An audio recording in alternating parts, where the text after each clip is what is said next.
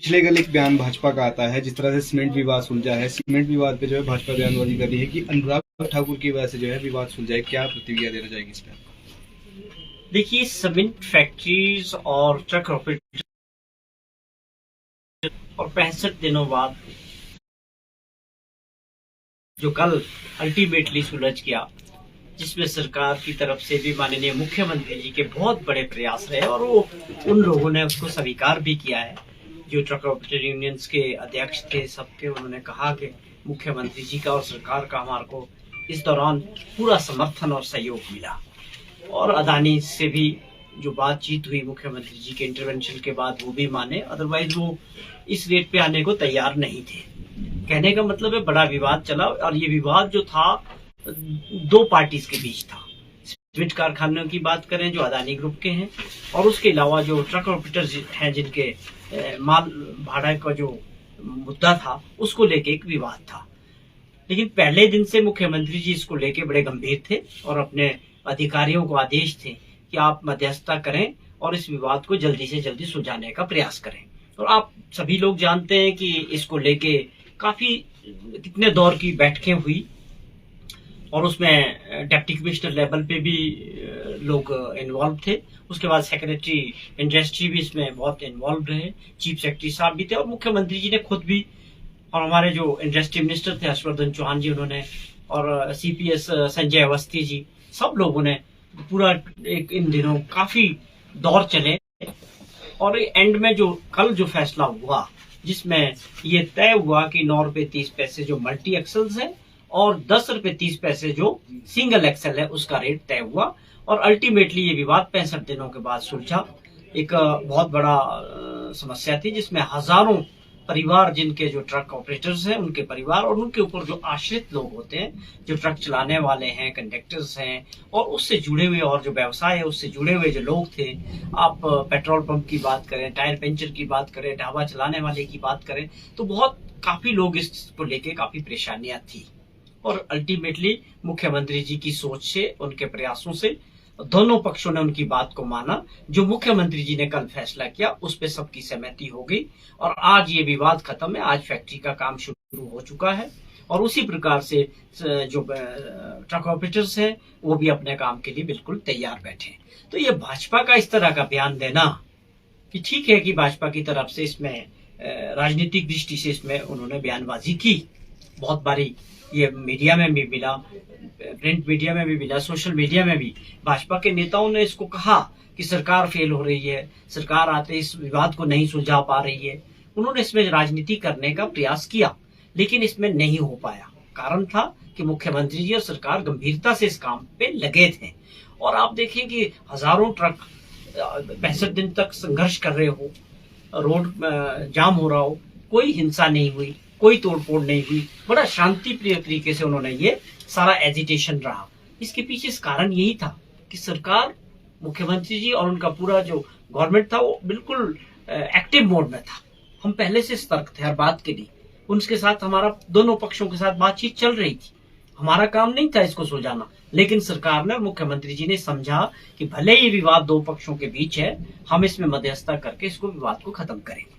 तो ये बड़ा दुर्भाग्यपूर्ण है कि इस तरह से भाजपा केवल क्रेडिट लेने के लिए, अगर आज इसमें अपने किसी मंत्री का नाम डालते हैं, मुझे तो कहीं मिला नहीं कि कभी उनसे कोई मिले, या उनसे कोई प्रतिनिधि मंडल मिला, या उनसे कभी ट्रक वाले मिले, या वो कभी आके हिमाचल में आके इनसे कोई मीटिंग की अनुराग ठाकुर जी ने, हमें ऐसी कोई जानकारी नहीं है। केवल मात्र आज आप लोगों के माध्यम से ये मुझे जानने को मिल रहा है कि वो इसका क्रेडिट भाजपा जो है अपने नेता को देना चाहते हैं, जबकि कांग्रेस सरकार ने इसमें सीधे तौर पे बिना राजनीतिक दृष्टि से इस विवाद को सुलझाया। इसके अलावा सर, कर्ज को लेकर उन्होंने जो है सवाल जो खड़े किए और कहा है कि 30,000 करोड़ प्रतिदिन जो है वो कर्ज ले रही है, 30 करोड़ कर्ज जो वहीं इसमें एक मैं ऐड करना चाहूंगा, जिस तरह से एक बयान और आया है, 1500 रुपए महिलाओं को देने की बात की गई थी, पर भाजपा का सीधे तौर पे कहना है कि पहले कहा था कि हिमाचल की हर महिलाओं को जो है 1500 रुपए मिलेंगे, पर अब इसमें छटनी हो रही है। महिलाओं के खाते में 1500 तो नहीं है, पर सरकार जो है दूसरी बार कर्ज ले चुकी है। सवाल ये है कि जिस प्रकार पिछले 5 वर्ष तक हिमाचल प्रदेश में जो सरकार भाजपा की चलती रही, जिस प्रकार का कर्जा बिना सोचे समझे उस सरकार ने लिया है, वो पूरा कर्जा हिमाचल प्रदेश की जनता के ऊपर एक बहुत बड़ा बोझ है। जो 75,000 करोड़ रुपए के करीब तो कर्जा है, उसके अलावा 11,000 करोड़ रुपए के करीब जो है लाइबिलिटीज है, जिसमें सरकारी कर्मचारियों का जो डीए मिलना था वो भी खड़ा है, जो इनका पे संशोधन हुआ 6 पे कमीशन का वो भी खड़ा है, और पेंशनर का 5500 करोड़ रुपया खड़ा है। तो आप 90,000 करोड़ रुपए के करीब लाइबिलिटी देके जो छोड़ के जो सरकार गई, बार बार भाजपा के लोग, भाजपा के नेता पूरे 5 वर्ष तक हिमाचल प्रदेश में बोलते रहे डबल इंजन की सरकार, डबल इंजन की सरकार। तो बताना चाहिए था कि इस डबल इंजन से हिमाचल प्रदेश की जनता को क्या मिला, आपने कौन सी योजनाएं लाई, कितना पैसा लाया, कितना मोदी जी ने आपको मदद किया। आपने लोन उठा के इस प्रदेश को चलाया, और लोन में आपने बुरी तरह से लोगों का हिस्से में क्या आया, आज 75,000 करोड़ रुपए का लोन। तो क्या उपलब्धि थी पिछली सरकार की? आज हमें चलाना है, लोन लेके विकास की दृष्टि ना रुके हिमाचल प्रदेश का, इसके लिए लोन लिया जा रहा है। अब आप जिस हालात में इस खजाने को छोड़ गए, जिसमें एक पैसा नहीं है, तो आप बताएं कि क्या लोन लेके नहीं चलेगा? लोन लेके हम इसको आगे पटरी में लाने के लिए माननीय मुख्यमंत्री जी और सरकार की प्रतिबद्धता है। वो बार बार कहते हैं कि मैं इन 3-4 सालों में प्रदेश की आर्थिक स्थिति को ठीक करने के लिए कड़े कदम भी लूंगा और अच्छे कदम भी लूंगा, और पूरी उम्मीद है उनको कि 4 साल के अंदर जो है हमारी आर्थिक स्थिति जो प्रदेश की बिल्कुल बिगड़ चुकी है, उसको ठीक करने के लिए हम बड़े कदम उठाएंगे, फजूल के खर्चे कम करेंगे, और बहुत सारे ऐसे फैसले लेंगे जिससे हमारा रेवेन्यू बढ़े। हमें ये राजनीतिक दृष्टि से जो एक दूसरे पे आरोप लगाने का काम आज भाजपा कर रही है, और जिसके लिए वो खुद जिम्मेवार है, जो हालात आज बने हैं उसके लिए वही नेता जिम्मेवार है, आज वही प्रश्न पूछ रहे हैं। ये बड़ी अजीब सी बात लगती है। लेकिन अभी सरकार बने केवल 65 दिन हुए, बौखलाहट भाजपा में और विपक्ष में दिख रही है। जिस प्रकार सरकार ने बड़े अच्छे फैसले इन 60 दिनों में लिए हैं, तो स्वाभाविक तौर पे ये विपक्ष को परेशान करने वाले हैं। भाजपा लगातार आरोप लगा रही है कि कर्ज का रोना जो है वो सरकार रो रही है, और वहीं पर अगर बात की जाए तो पिछले सरकार की जो योजनाएं थी, कई ऐसी योजनाएं हैं जिनको बंद करके सरकार अपनी गारंटियां पूरी करने जा रही है। क्या इसको लेकर कहेंगे? देखिए, बड़ा अजीब सी बात है कि आप 75,000 करोड़ रुपए का कर्जा छोड़ के, और चुनाव के ठीक पहले 6 महीने पहले आप तकरीबन 900 इंस्टीट्यूशंस जो है घोषणा कर देते हैं कि ये प्रदेश में खुलेंगे, स्वास्थ्य में, एजुकेशन में। उसके लिए आप बजट का कोई प्रावधान नहीं करते, उसके लिए इंफ्रास्ट्रक्चर का कोई प्रावधान नहीं है, बिल्डिंग्स नहीं है, स्टाफ नहीं है। ये कैसी सरकार थी? क्या सोच रही थी? अगर वो सब बोझ आप और हम पे पड़ता, 4,000 करोड़ रुपए का और कर्जा पड़ने वाला था, क्योंकि आपने तो किया ही कुछ नहीं था, सिर्फ घोषणा की थी, और घोषणा के पीछे सीधी आपकी सोच थी वोट की राजनीति, क्योंकि आपको वोट में जाना था, इसलिए वो घोषणा आपने की। अगर उस घोषणाओं को पूरा करना था, कम से कम 4 से 5,000 करोड़ रुपए का कर्जा और हम और आप पे, प्रदेशवासियों पे पड़ने वाला था।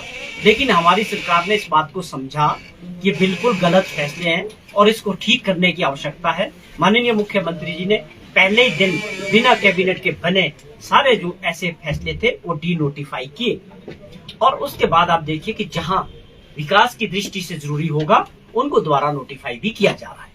लेकिन जहां लोगों को जरूरत होगी या विकास की दृष्टि से उसकी जरूरत होगी, केवल इसलिए नहीं, जैसी भाजपा की मंशा थी कि केवल बोझ पड़ता है तो पड़ता रहे, लेकिन 5,000 करोड़ रुपए का कर्जा और हमारे ऊपर पड़ जाता, वोट के लिए वो घोषणा की गई। तो ये सारी जो हालात बनी है, पूरे तौर पे इसके लिए पिछली सरकार और मुख्यमंत्री जिम्मेवार है। गैर जिम्मेवार तरीके से उन्होंने कर्जा लिया और इस प्रदेश को चलाया।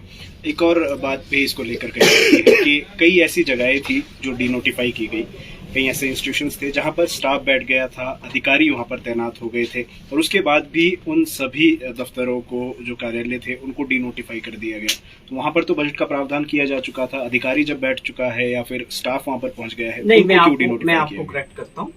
वो क्या हुआ, दूसरी जगह से टीचर्स उठाए गए, जहां ऑलरेडी थे वहां से उठा के उनको उधर भेजा गया। कोई नई भर्तियां नहीं की गई। स्टाफ कहां से आया?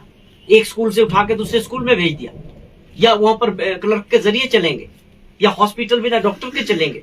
इस तरह से इंफ्रास्ट्रक्चर क्रिएट नहीं होता है, वो केवल आई वॉश था। हम इसको कर रहे हैं जहां पर जरूरी होगा। कांग्रेस पार्टी ने कहा है, सरकार ने भी कहा है, सरकार की साफ मंशा है कि जहां विकास की दृष्टि से, जहां लोगों की मांग होगी, जरूरी होगा, वहां पर इंस्टीट्यूशन खुलेंगे, लेकिन खुलेंगे विकास की दृष्टि से, लोगों की मांग पे। जी, आपको लगता नहीं है कि विपक्ष कुछ ज्यादा ही जल्दी हमलावर हो चुका है सरकार के ऊपर? नहीं, हमला नहीं है, विपक्ष की मजबूरी है। और मुझे लगता है कि विपक्ष के नेता इस बात को जान रहे हैं कि अगर 60 दिन के अंदर हमारी सरकार और मुख्यमंत्री, आप देखें बड़े बड़े फैसले हुए। अदानी और ट्रक वालों का जो एक मसला था, सरकार के 4 दिन के बाद ही एक बहुत बड़ी समस्या सरकार के सामने आ गई। 4 दिन के अंदर आप देखिए उसको किस ढंग से, बड़े अच्छे तरीके से, कि आज दोनों पक्ष भी सहमत है, कोई किसी प्रकार का दंगा फसाद नहीं हुआ, किसी प्रकार का नुकसान नहीं हुआ, और इस विवाद को अगर सुलझाया गया तो इसमें मुख्यमंत्री जी की दूरदर्शिता थी, क्योंकि वो पहले दिन से इसमें इन्वॉल्व हो चुके थे। वो समझ रहे थे कि मुझे ये विवाद सुलझाना ही पड़ेगा, लेकिन विपक्ष इसका मजा लेना चाह रहा था, इस पे राजनीति करना चाह रहा था, और उसी तरह से और बहुत बड़े फैसले हुए। सुखाश्रय कोष की बात करें या मुख्यमंत्री जी की बड़ी योजनाएं हैं कि हमने जो है ग्रीन हिमाचल की जो बात करते हैं, जिसमें इलेक्ट्रिक वाहन को, सरकारी वाहनों को इलेक्ट्रिक करना है, एक बहुत बड़ी योजना है, बहुत बड़ी सोच है। अगर आप कोई मुख्यमंत्री 60 दिन के अंदर अपना विजन लोगों के सामने रख रहा है और आगे बढ़ रहा है, उसको फैसले हो रहे हैं, तो मुझे लगता है ये सारी बातें विपक्ष को परेशान कर